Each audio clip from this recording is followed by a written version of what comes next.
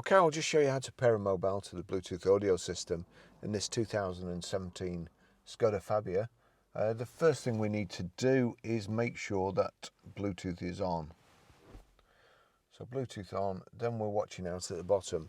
Over here, if I go to phone, click on phone, please find SKODA BT4932. Now it's come up here, so we'll click on that.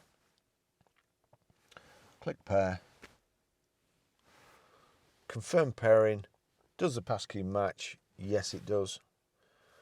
Pairing with Barry's iPhone successful. Allow contacts and favourites to sync? Yes. That's it. It really is so simple. It's my watch has just beeped there as well to say that that's all paired up. Really, very, very simple system.